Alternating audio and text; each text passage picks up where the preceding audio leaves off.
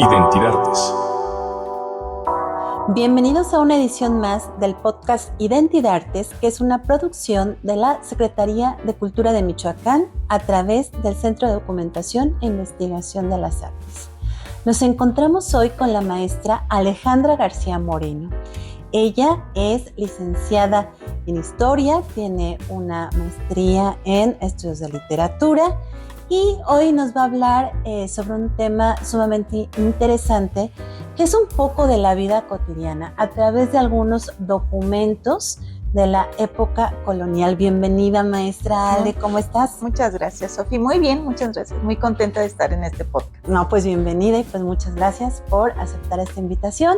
Y bueno, como le decimos a nuestro público, vamos a hablar cómo podemos conocer algo acerca de la vida cotidiana de la población novohispana. Tú nos comentabas fuera del aire que los testamentos son una manera, ¿no?, de conocer pues diferentes aspectos de la sociedad. Sí, yo llegué a los testamentos precisamente así, Sofi, porque estaba buscando un documento notarial. Recordemos que y me interesaba estudiar sobre todo a las mujeres de esa época, desde otra perspectiva. Recordemos que las mujeres para ese tiempo, la mayoría de las mujeres no tenía acceso a la lectura, a saber leer y escribir, entonces no podemos tener como de primera mano su información. Entonces, a través de este documento que es el testamento, para mí se convierte en una fuente documental de valor extraordinario, porque más allá de lo que vas a heredar tú a tu familia, había en estos documentos una descripción detallada de qué era lo que estaban heredando y que son en primera instancia cosas utilitarias, más allá de la casa, de los solares, de los terrenos que están heredando las mujeres, pues había una descripción dentro del mismo documento que nos acercaba. ¿A qué me estoy refiriendo? La mayoría de ellas, primero me gustaría hacer una acotación, hacían una separación las mujeres, estoy hablando de las mujeres de la primera mitad del siglo XVIII, específicamente, pero es un reflejo de lo que pasaba. Estas mujeres hacían una separación en el documento de la dote. Algunas personas sabemos qué es la dote, algunas no. Voy a explicarlo rápido. La dote era un recurso, ya sea material o un terreno, que el padre de la novia, de la esposa o de la novia, le daba a su esposo para que lo administrara. Esto era de ella y nunca dejaba de ser de ella. Ahí entonces esto se ve en el testamento porque ella dice, aparte dejo mi dote. Y bueno, eso es punto y aparte. Y entonces en este testamento encontramos una descripción de lo que ella tenía y de lo que le da más valor.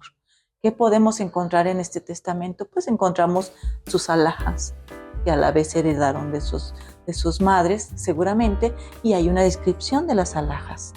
Entonces podemos encontrar collares, y le di el nombre de los collares, la mayoría eran de perlas, de oro, los aretes, los pendientes, y también encontramos el léxico que se utilizaba en ese momento. Y bueno, pues también encontramos ropa de cama, que era muy importante heredarla a la hija, a las hijas, a las nueras.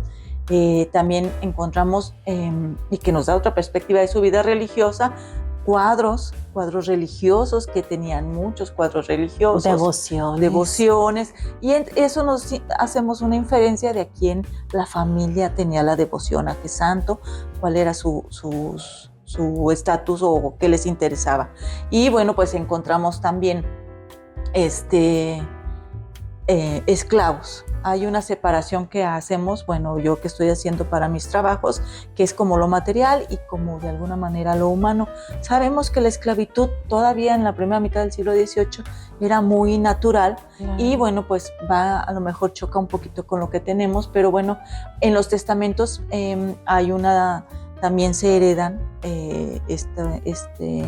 los esclavos y sus hijos, pues, cuando tenían descendencia. Tengo un testamento que me viene a la cabeza, que quisiera ponerlo de ejemplo, de una mujer que se llamó Elvira de Saucedo, que vivió en la villa de Zamora. Okay. Estos documentos yo tengo acceso, también me permito señalar, porque trabajo mucho en el Archivo Histórico de Pátzcuaro. Y en ese era la alcaldía mayor, era la jurisdicción. Entonces hay documentos de Pátzcuaro, de Uruapan, de la villa de Zamora. Entonces pues hay mucha documentación. Y entonces lo que tenemos ahí es que encontré este testamento, Sofi, que te va a parecer muy interesante porque es acerca hace esta mujer su testamento, pero tiene, si mal no recuerdo, a 2 esclavos. Trajo a una que se llamaba Isabel, que la trajo, que llegó con ella, fue la primera que compró cuando llegó al matrimonio, e Isabel tuvo 2 hijas, tenía 2 hijas.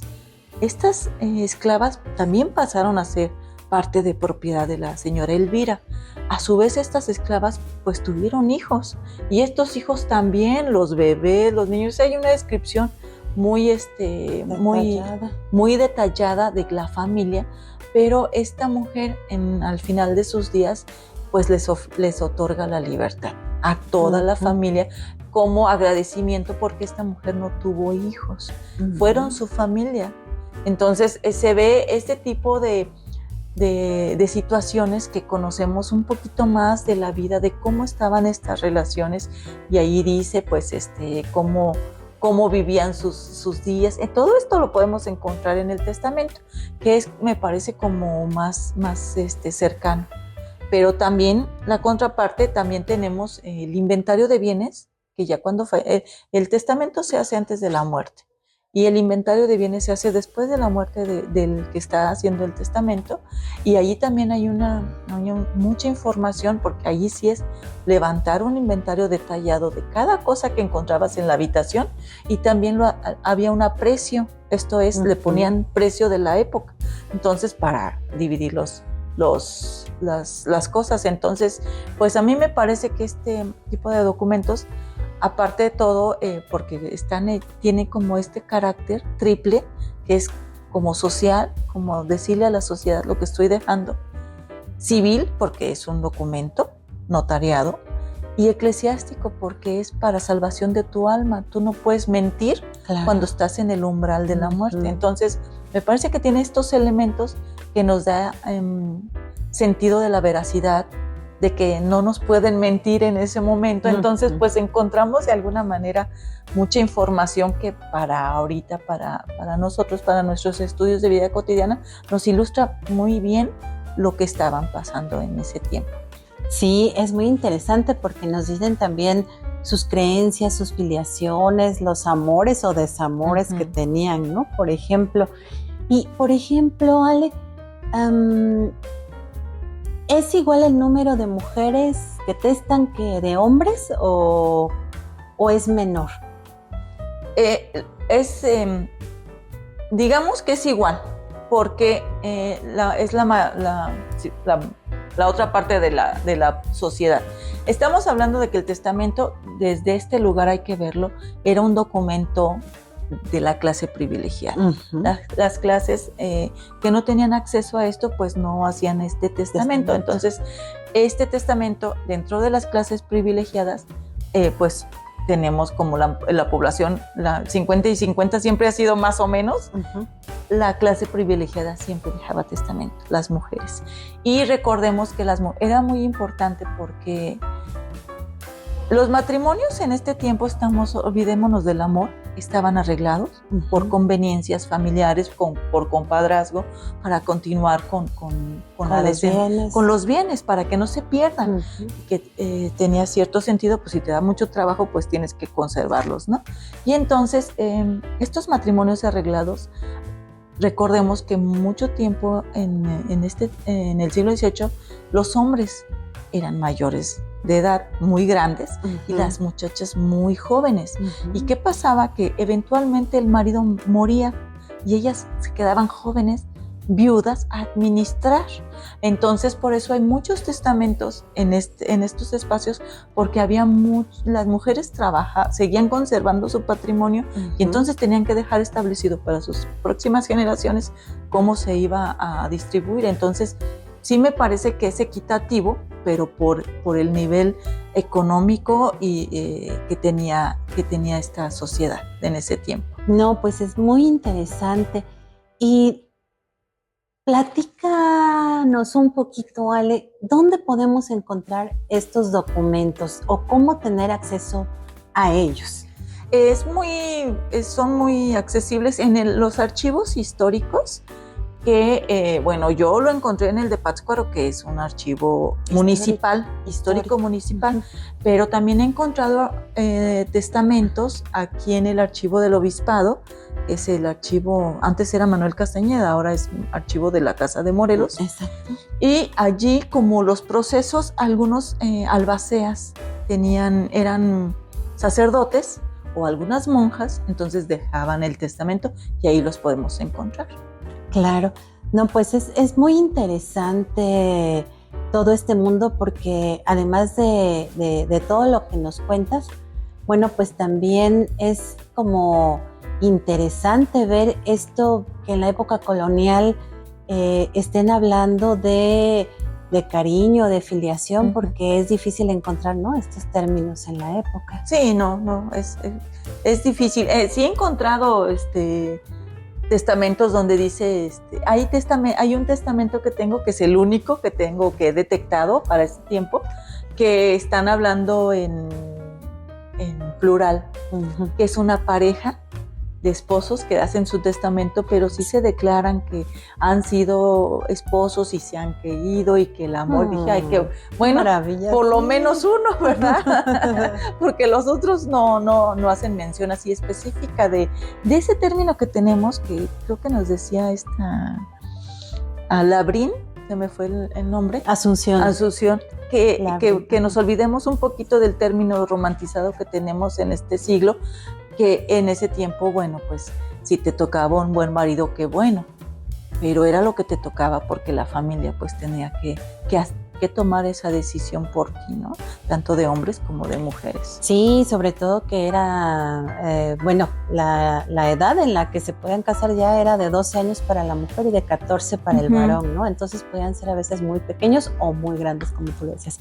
Pues es una charla fantástica, que creo que tendremos que continuar en algún podcast más o en algunos otros más, pero no sé, ¿algo más que quieras agregar? Bueno, no, pues que no nos cerremos, porque a veces pensamos que los estudios coloniales, ya hay muy pocas personas que están haciendo estudios coloniales. Yo lo he visto tanto en las maestrías como en los doctorados de historia. Ya los estudios coloniales están dejando un poquito de lado porque nos gana el siglo XX y la revolución y todo eso. Pero bueno, pues que ojalá pudieran continuar los estudios coloniales, porque pues nos dan mucha información acerca de lo que es nuestra sociedad actual. Efectivamente. Es muy interesante, porque allí encontramos la historia de la cultura mexicana, y es donde se forman muchísimas historias, ¿no? Pues yo te agradezco mucho, Ale, que nos hayas platicado, que nos hayas compartido este conocimiento, y bueno, nos da muchísimo gusto que estés estudiando este tema, y sobre todo sobre las mujeres. Muchas felicidades y muchas gracias. Pues muchas gracias, y estaremos al pendiente para cualquier investigación que pudiéramos tener en el espacio, pues para continuar. Claro que sí. Divulgarlo. Gracias. Y bueno, a nuestro público, que sigan todas nuestras grabaciones en este podcast de Identidartes. Michoacán es mejor.